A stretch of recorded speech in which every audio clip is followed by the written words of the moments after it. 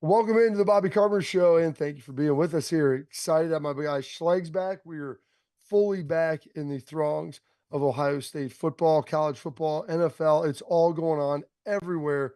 We're excited to talk to you guys about that as we have some great conversations going. First, we have an exciting event coming up here at the end of this month with Big Plays, the first annual Big Play Golf Invitational. It's August 31st. It's at Little Mountain Country Club in Paynesville. Come and compete against guys like Josh Cribbs, Greg Williams, Hanford Dixon, Paige Sporanic, and many, many more. Of course, there's going to be plenty of garage beer, as you know, there always will be. Food, prizes. Get your foursome together. Come and be part of this awesome, awesome event. And so, Schlegs, I mean, the question is, who's the best golfer? I always tell people you're a better golfer than I am, and I'm good with that. Uh, is your golf game? Do you feel like it's elevated here over the last couple of years, or has it slowly faded away? You know, I'm going to be dead serious with everybody. One of my contingency plans after I got fired by the Jaguars, and when you have a little bit of time and you're on a 3-year contract, you only served one, you're like, man, what am I going to do at this time? Should I just put it all into potentially Champions Tour, maybe making a late run at the PGA Tour? And I Champions messed Tour, up. Schlegs, you got to be 50 years old for I know, that. but I'm setting the foundation for that, Okay. Bob. So I went back and I got some sticks, custom made. And then I went out and played, and I started playing really good. I should have put some investment into maybe a coach as opposed to me figuring it out myself. My handicap at one time was in the single digits, but then I was like, this is not for me. This is not what I do. I enjoy being a hillbilly. I enjoy coaching and talking about ball. I enjoy the weight room. So when you're starting to think about all those things, it has now gone to the crapper. I'm probably like I don't know, like a 10 something as far as a handicap. And yeah, that's just where I left it. It's one of those things where I thought I could do it, but guess what? I can't. Those guys What are do you mean you special. can't? Like, they're really good. Schlegs, I feel like it's just more of a consistency thing, which is like anything in life. That's Yes. really all you need is more consistency to be able to get something done.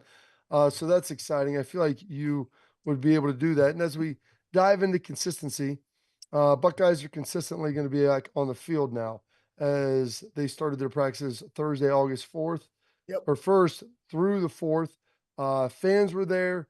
My local radio station, 97.1 The Fan, was there. A lot of excitement, a lot of great things going on. They're going to have Monday off, move into the hotel, and then they get fully into all of training camp. Schlegs, I know you got to get out there to see a little bit of it on Thursday. I was out there some Friday. Some of your initial takeaways as you kind of got this thing rolling. Well, initial takeaways are you got two big competitions going right now: quarterback position and the right guard position, and just who's going to take that. Had somebody out the first one, and that's really what you want to see. We always talk about competitive excellence at Ohio State, and then it really comes to fruition when it's camp and how are guys going to handle that.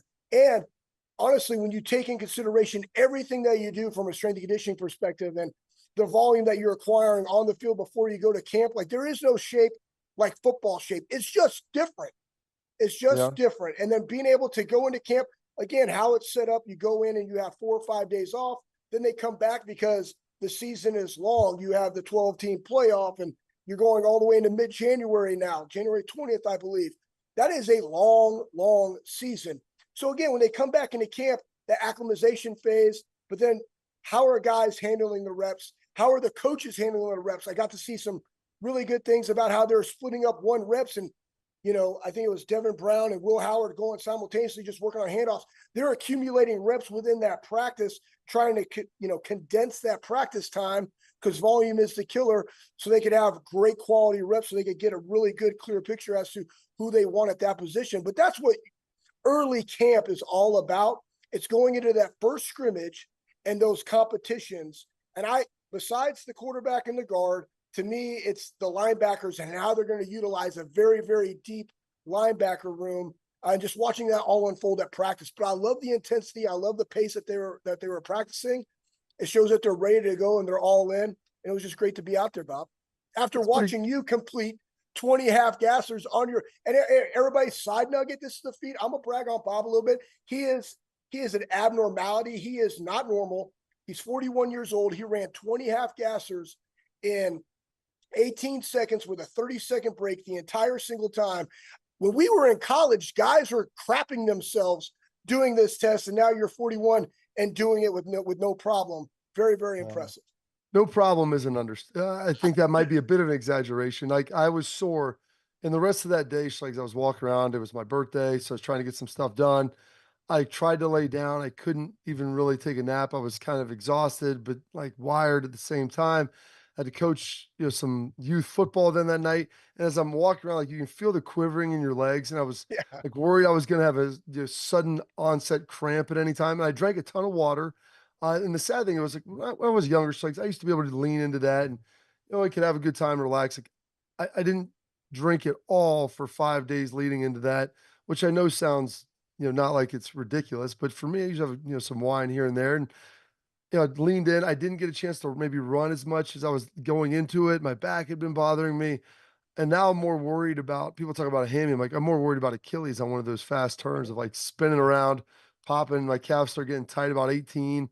Our guy, Mike Stafford, tried to do it. I gave him the lineman times and he blew a hammy. He said on 18. He texted me on Friday. He went after it and he's a lot lighter now. I weigh Schlegs. I think I weighed about 40 that day, 238, which my freshman year I weighed about that same thing when we showed up to run that first test. So I appreciate the love there and all of the excitement and everything that happened. It was a fun day, fun time. I'm going to try to see how long I can make this an annual tradition. I've done it now for 2 years. It was kind of I'm a man, I'm 40. Can I still do it? Now I'm a man, I'm 41. We'll see. And it's just kind of tie a knot on the end of the rope. Do you think, can I make it to 45? Like, is that an admirable goal? Yeah, 100% you can. And the good thing is, like Bob, you didn't train for this test. Like you just run all the time. Oh, And the way that you take care of your body, yeah, you can definitely make it. I mean, hey, guess what? Joey Galloway's still out there run. I guarantee you right now, Joey Galloway can go out there and run probably 4.51 right now. Maybe even. I don't know, man. Joey's an anomaly, just like you. well, Joey would be upset if you said he's running a 4.51. He would still want to be in the 4.4s. He could go run the 20 half gassers. I know Oh that. yeah, all And he'd day. probably run them all in 16, 17, and he'd be cruising along like he normally would. And so I guess he might be the guy that I'm chasing. I mean, Admirable. I'm trying to chase him because I know that he'll always be able to do it. And the day that he can't, then maybe that's the day that I'll look at it and say, you know what? Maybe that's my goal. That'll be when I hang it up, and we'll see ultimately what happens from that point on. So we're long for a break here. We'll take a quick break coming up, but we've got some other stuff coming through. Talk about some of the schedules in college football, Yes. what they look like, how difficult they're going to be. Talk a little bit more about that Buckeye camp because we got derailed. As so often we can on this show, but that was great. He gets digressed by me or whoever, maybe the bird that flew by the screen. But we'll get all that coming up to you because there's more thoughts from camp I want to dive into and talk about these schedules coming up next on the Bobby Carpenter Show.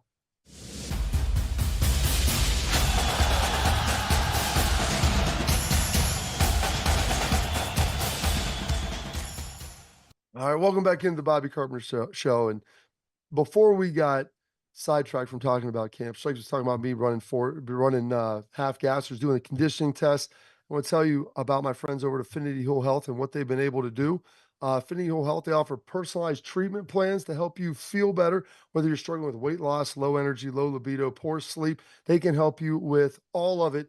Affinity Whole Health provides expert guidance and support to help you safely reach all of your goals. And they really have all of Ohio covered, folks. They've got locations in Cleveland, in Columbus, they're in Indy, they're in Chicago, they're all over the place trying to get it done. So don't wait any longer. Set up a free consultation by going to Affinity Whole Health. That's affinityWholeHealth.com. So go check them out. Been a partner there and a patient there for the last 6-7 years. So really excited. Now, one of the things that I saw there at camp, Schlegs, they were talking about this.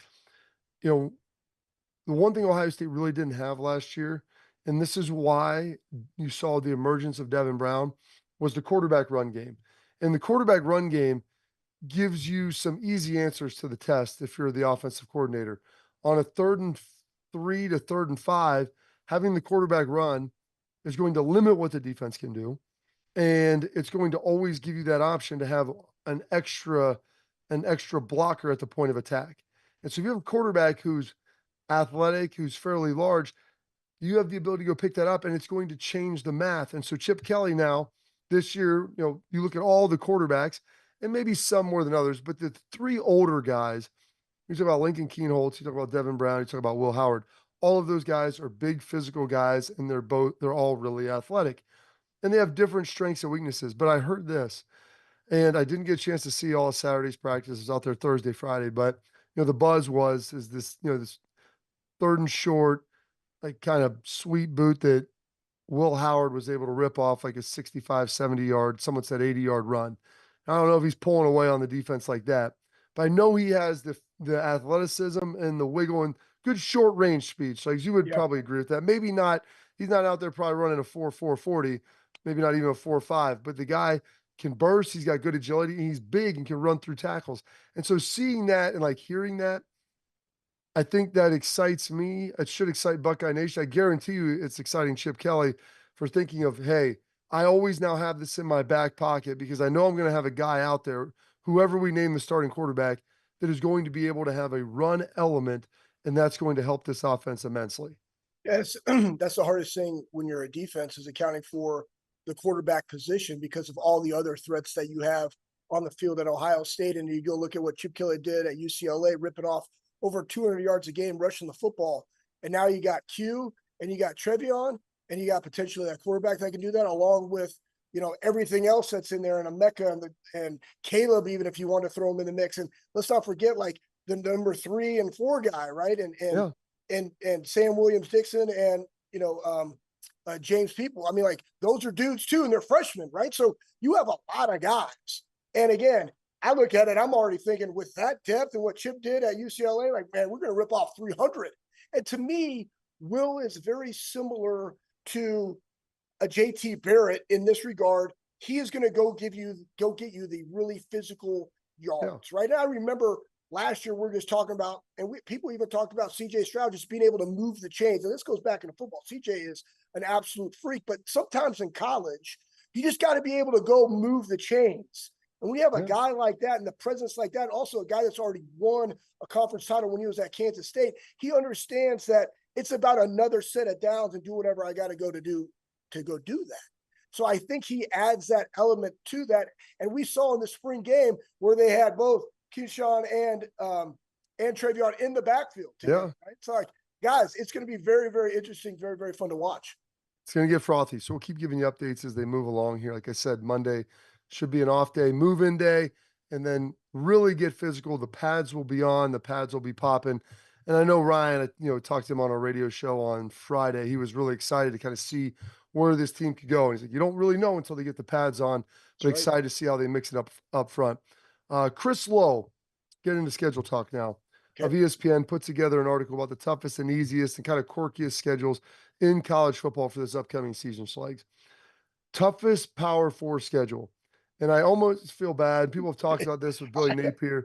I mean, you see the schedule that they put together. And Florida, they've lost a lot. There's been attrition there. And this isn't the Urban Meyer Florida team that everybody remembers. This is a different team talent-wise. But they play 7 preseason top 25 teams, including a 3-game stretch legs. Georgia, at Texas, LSU. They also play Florida State and Miami and South Florida, I believe, or Central Florida, all those in-state schools.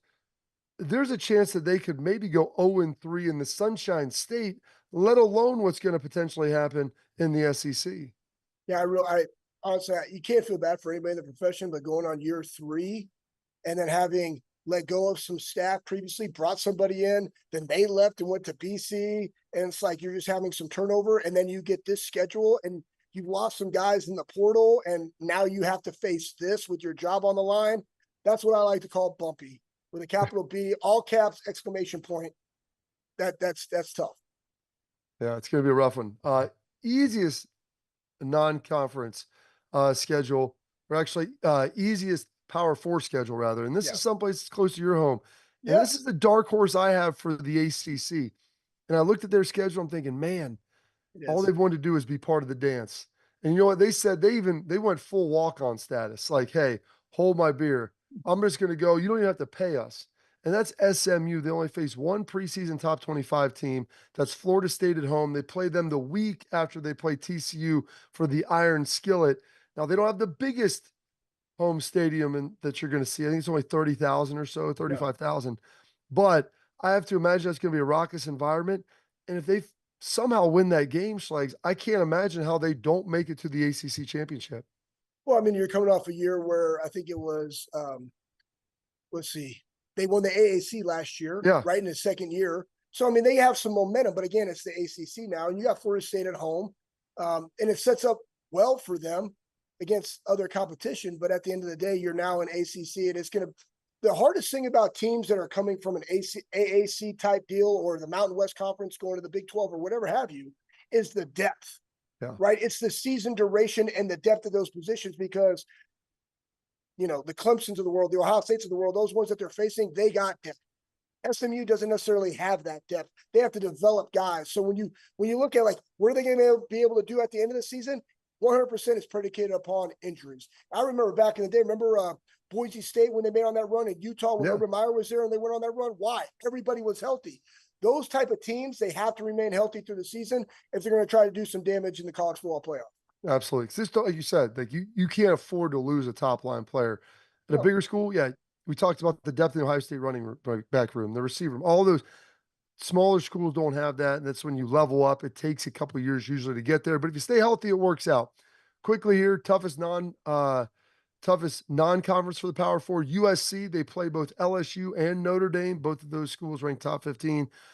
Easiest Power Four non-conference, Ohio State. And Ohio State and Syracuse are the only schools that do not play another Power Four school. If you look at who they have on their Schlegs, they've got Marshall. Who else? Akron. They got Akron, Western Michigan. Western Michigan. Then they got Marshall. Then they got at Mississippi State or Michigan State. So that's their first four and their first three. And I believe, if I'm not mistaken, I think Washington or Oregon was slated in this. If you go back and look a couple of years, and then they ended up pulling it out because Ohio State needed another home game to help balance funds. And then they were starting to talk about potential conference realignment, and there was rumors. And so I think that's it. Because if you look, I talked to Lowe about this, Chris Lowe, and he goes, if you look at Ohio State, they got Bama coming up. They've got Texas coming up. They just played Notre Dame. They play usually one big non-conference game every year. So it's not like they shy away from it. But this year, it'll give them a little bit of a runway as they're maybe trying to figure out that quarterback and maybe trying to get some things rolling and sink in. We'll have some other quirky schedule stuff and one school that I think could make a little bit of a run in the Big Ten. Plus, some of the big games of college football that you're going to want to circle on your calendar this year. All that next on the Bobby Carpenter Show.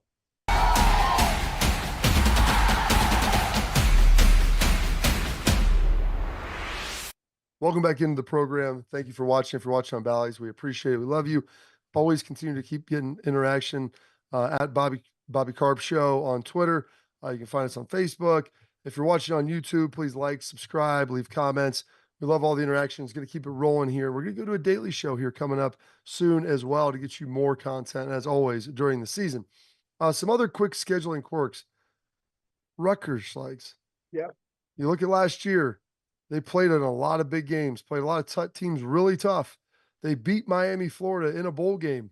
They came to play and beat them soundly by 14 points. Greg Schiano has that team believing. He has them tough. They've got pretty good scheduling. They're chopping wood, swinging the axe, whatever the heck he has out there. Scheduling quirk for Rutgers. They don't play Ohio State, which they played every year. They don't play Michigan. They don't play Penn State. The three big dogs in the East, they avoid them all. They also don't play Iowa, and they don't play Oregon. If you look at their schedule, I think they have Virginia Tech, I want to say, is their big non-conference game.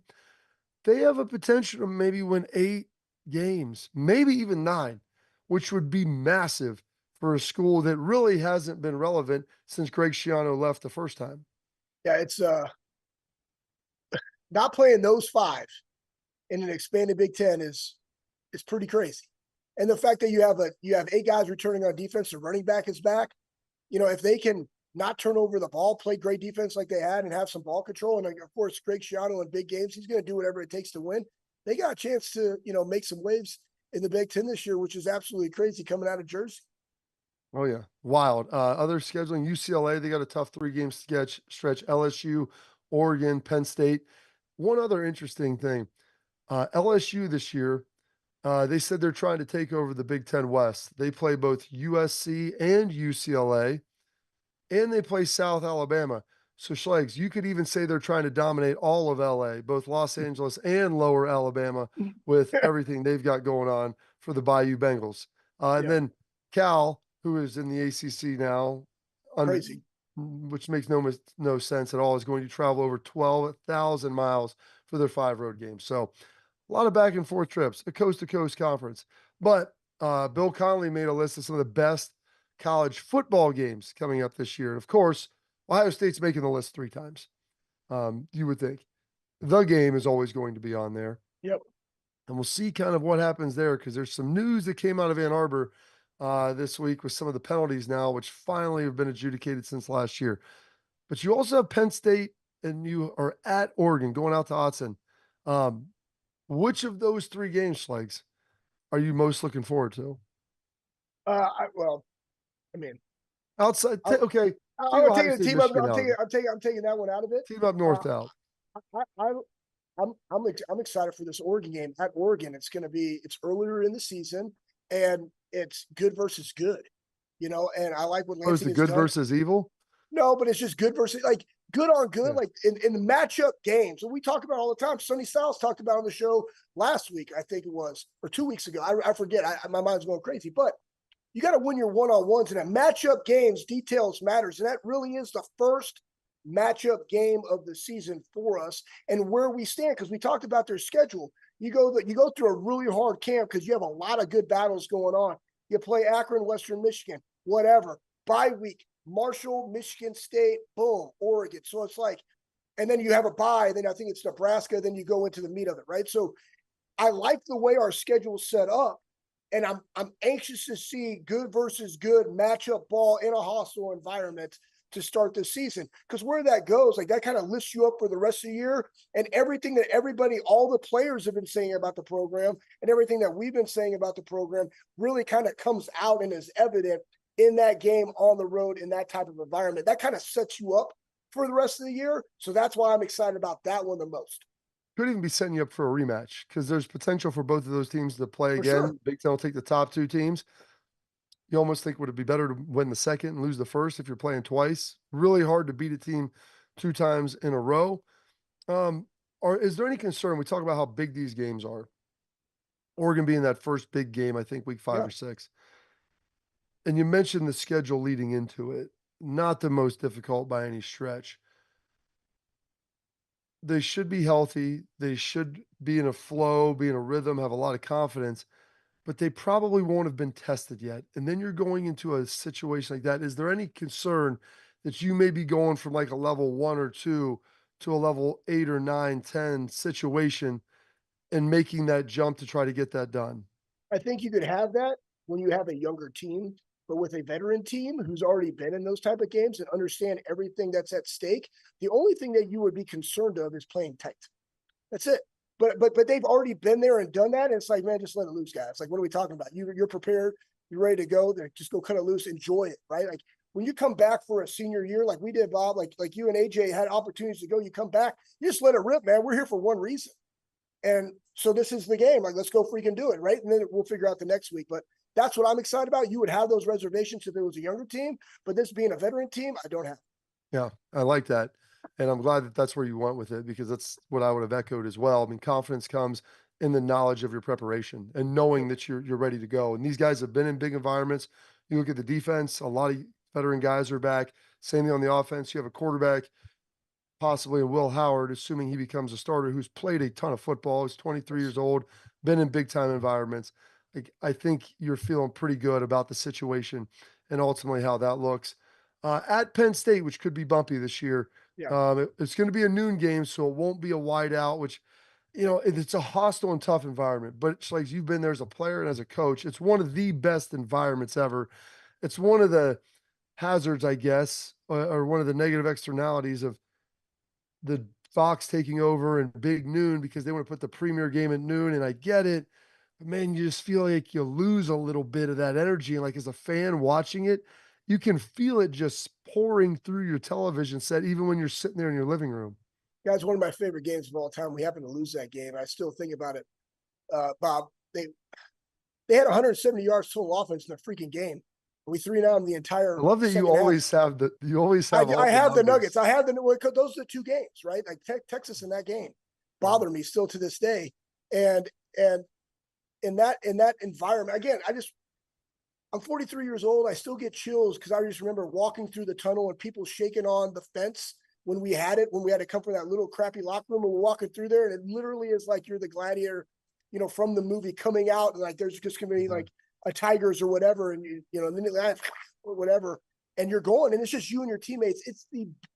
It's one of the best feelings. It's why you do what you do. And even that weekend is going to be special because you also have Oregon, Michigan that weekend. So, it's a great environment. I wish our guys got to experience that one last time. It's why you enjoy going to a Camp Randall at a night and a Penn State at a night and an Ohio State at a night on the banks of the freaking Olentangy River that I swam one time early in college.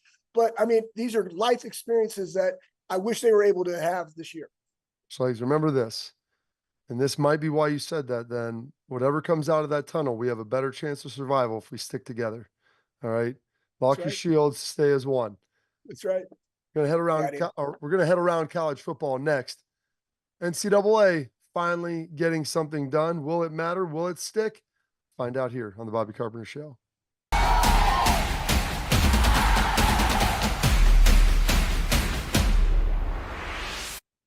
Welcome back into the program, and the NCAA finally making some move. A draft of the NCAA notice of allegations against Michigan. It's out.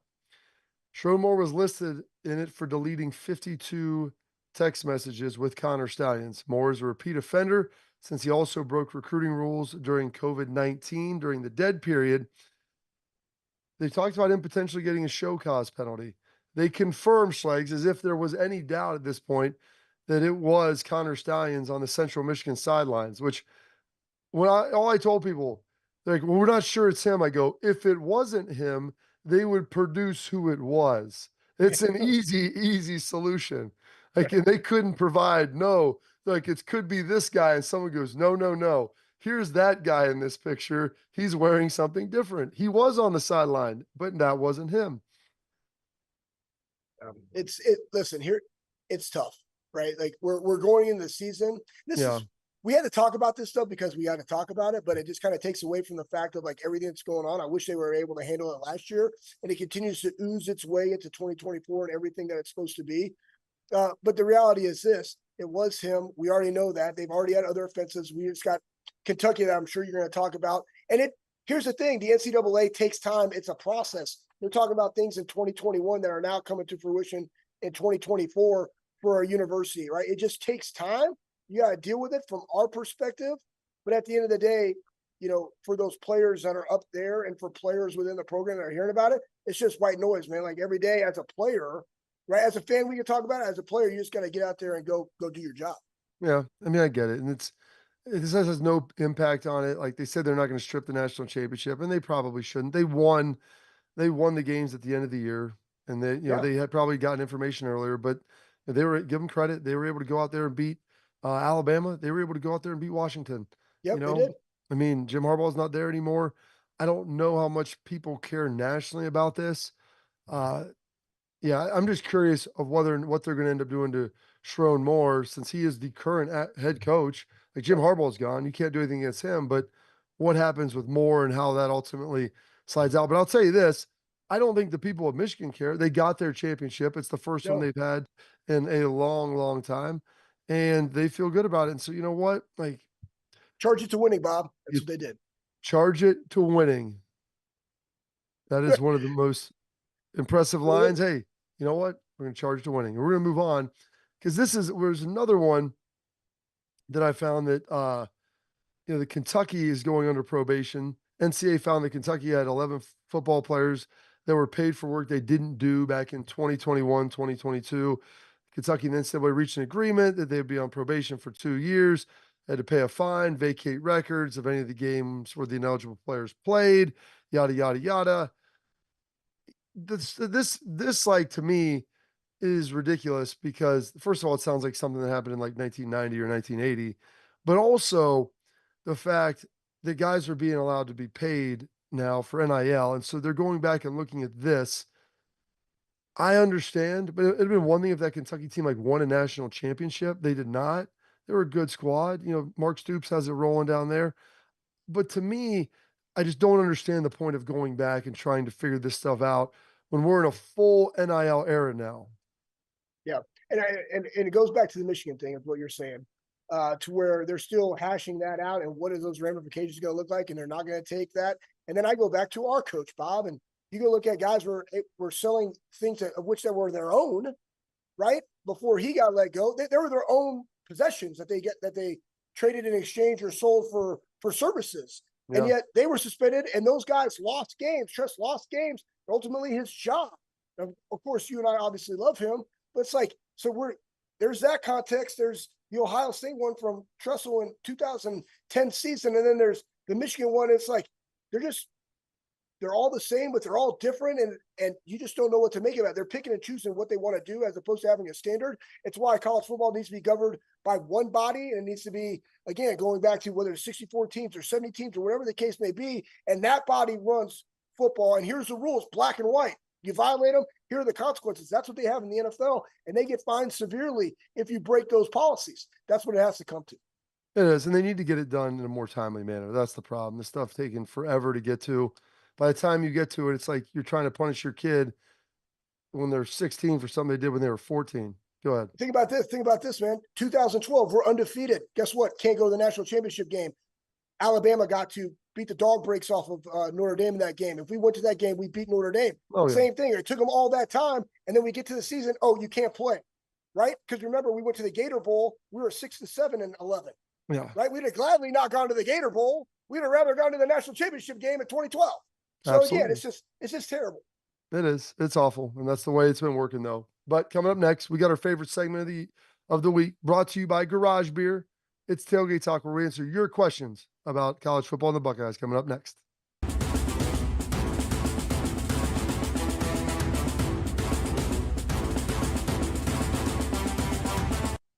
All right, welcome into the show, and thank you for watching the little Tailgate Talk. This is brought to you by our friends at Garage Beer. Garage Beer is the perfect beer for all your summer get-togethers.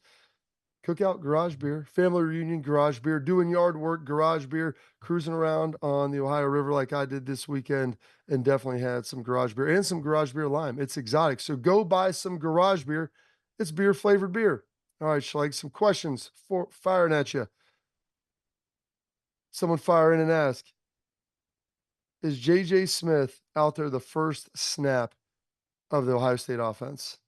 Yes. Next question.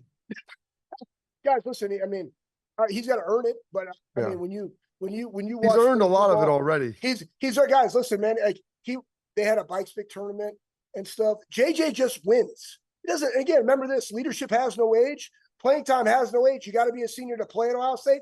False. Best players play. Dude goes out there during spring ball, not taking 1 reps. Nothing's given to him. Actually taking 3s.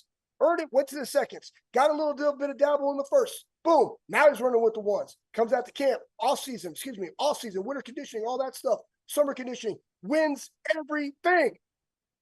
First snap. He'll be starting. All I do is win, no matter what. That's right. Is that Jeremiah all Smith? I do is win. Yeah. And he's jacked, man. He's like 220. Yeah, he looked good. He's a big human being, man. That's I love having conversations with the coaches about it. And like every day, he's going to dunk on someone every day. And I don't know if you caught it Thursday when we were talking to President Carter. I looked over, and all of a sudden it's like boom, ball's kind of high, underthrown, and I'm like, oh, this is not going to be good for the DB because he's coming back. I couldn't even see who it was. And then you just see JJ just jump up, rip it away from him, and just take off down the field. I'm like, oh, wasn't even a good ball. And I'm like, the poor guy just gets it done. And he's highly competitive, Schlegs. That's what's the best about him. Doesn't say anything. Doesn't say a word. Just comes out and grinds and gets after it. And that's why you love him. Next question here. Will this team be more up-tempo than last year? And potentially, who do you think will have a breakout season on each side of the ball? Ooh, Bobby, take that one. Up tempo, I think though Ryan, he's always liked to vary tempo. And I think Chip Kelly Mhm. likes to do that too. When they were at Oregon, it was like go, go, go. And then I think they realized like, hey, we can do some up tempo, go, go, go. But let's try to figure out what type of game it is. And that's what I really respect about Ryan is understanding now, like just win the surest way. If that means we have to score 52 points, okay. But I think he'd said, hey, you know what? If there's a game where we can score 24 points and control the clock for 37 minutes of the game and take some heat off of our defense because they have a really good offense, Yeah, we'll do that as well. So I think there'll be points where they'll get up and go. I think there'll be points for the first time, Schlegs, and I don't know how long since probably Urban got here that this team is going to consistently huddle during a game. We won't have seen that, but now they have the headset communications. They exactly. can talk, they can do some different things. So while I think they'll be fast paced some of the time, I also look how this team is built and how good the defense is. And Ryan's probably saying if we can give our defense rest, they can keep teams under 10 points. We can go score 35, 40, but do we really need to try to score 60? Maybe Right. some games. There's also a lot of games where let's just come out and be incredibly efficient, don't turn the football over, control the clock, and win this thing in a very dominating and yet medium pace way. Yeah. I want you to go back on who you're going to think have a breakout. Here's what I think they're going to do. I think they're going to use tempo as a weapon.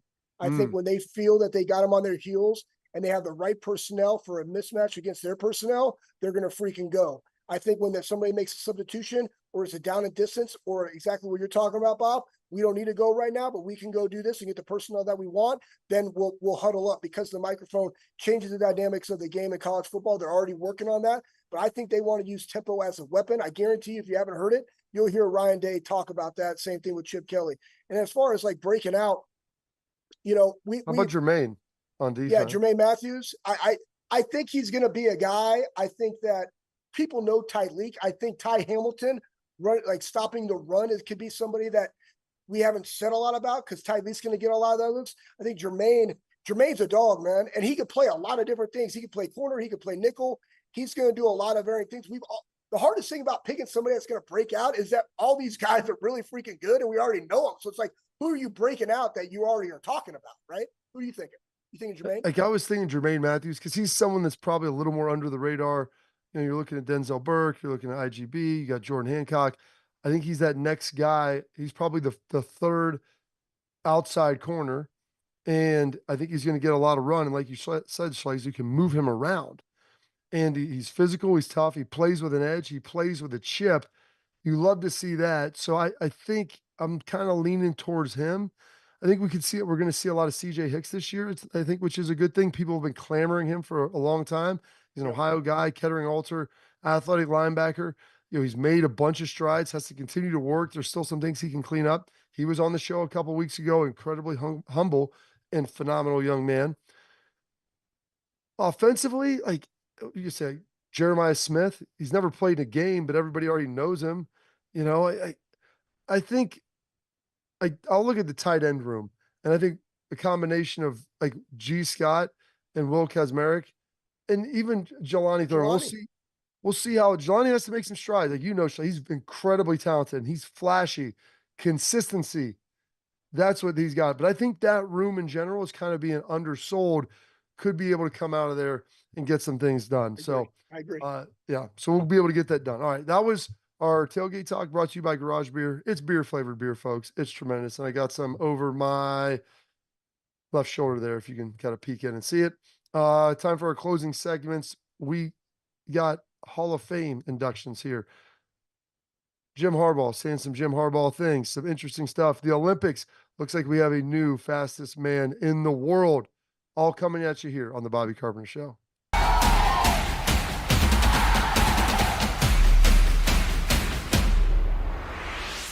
Welcome back into the Bobby Carpenter Show, and we got a new fastest man in the world, Noah Lyles, United States of America. Would you say Schlegs 979 was his time by 979.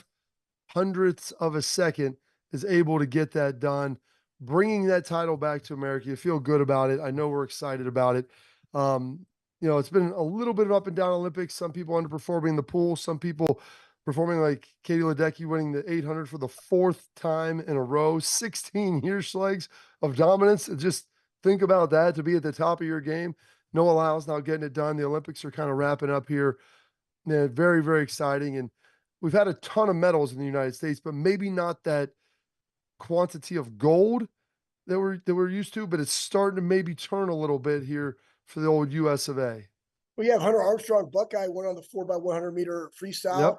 gold. Ryan Krauser, 3 times now, first male ever to win 3 shot puts, 3 consecutive Olympics. And Joe Kovacs, third silver medalist as well. But like Ryan Krauser, just an absolute dude. It was great. The stuff that I've been able to catch, I've really enjoyed watching it. Absolutely. Did you catch any of the Hall of Fame speeches, either just via social media, or did you get a chance to watch any of them live? I watched Randy Gradishar a little bit, just sharing his Buckeye. faith, talking about Buckeye, talking about his teammates. And again, like the thing, I'm obviously watching Randy Gradishar, Buckeye linebacker from Trumbull County, Warren, Ohio.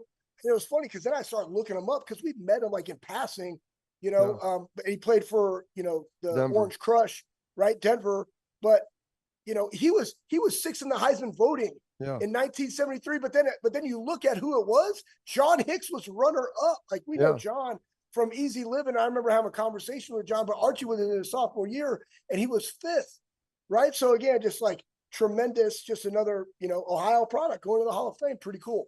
I don't know if you remember. He was an honorary captain for us. He I'm was. trying. Yeah, that was, I think, our junior year, if I'm not Mhm. mistaken, because Snides was there. I Yeah. always love telling this story, and I told it when he got announced that he was going to go and get inducted with the like Veterans Council or whatever. I was so pumped because he's very deserving of it. And we always talk about doing your 111s, like do your job, and like you Yep. talk about it's Centerville football, Lancaster, Ohio State, whatever. Like especially on defense, just do your job, do your 111. And Snides was coming over, and I think we had, I want to say like Hawk Tulsa or something with a double edge pressure coming, and we both AJ and I both rush coming off the side. I get the tight end or a tackle fan. I'm pushing up the field. AJ gets the back to him, goes over the top like he's supposed to. Just misses the quarterback. He gets it out. It's incomplete. Maybe get a hit late, and we're off the field. It's all good.